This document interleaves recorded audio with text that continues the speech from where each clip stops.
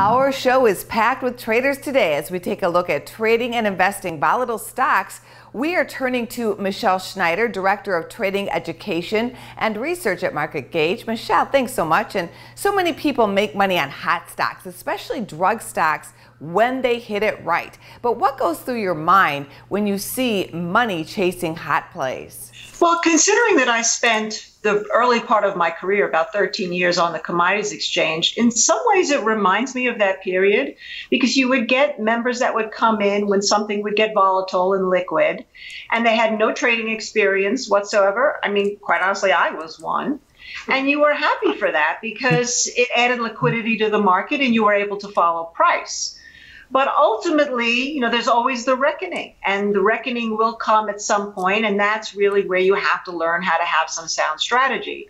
So I saw a bunch of people get super rich following, let's say, gold and silver in the early days or oil later on in the early 90s, but did not have the wherewithal to take profits and did not have the wherewithal to have stops in place, and kept buying on the way down, thinking that, the money tree would never stop shaking money off their leaves.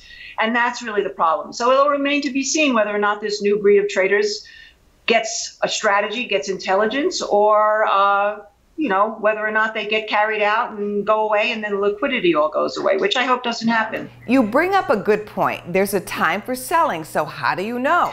Well, that's a really good question, Angie, because it's complicated. Everybody has their own strategies. We like to use multiples of what we call the range or the average range of a particular instrument. And then when we get a certain level of multiples, so let's say if we get 4 times or 6 times or 8 times or 10 times, and when they're parabolic, we will peel off and then we will then raise our trailing stop. So we are always protected in these parabolic moves, but we keep the trailing stop relatively far so it locks in money, but not too tight so that if we get a natural sort of volatile move just in the course of things, we don't just get blipped out and then sorry and then have to pay way up. Thank you for your wise words, Michele. Oh, thank you. For more Business First AM, check us out on social media. We're on Facebook, YouTube, and Twitter. And go to businessfirstam.com for where to see our show on TV.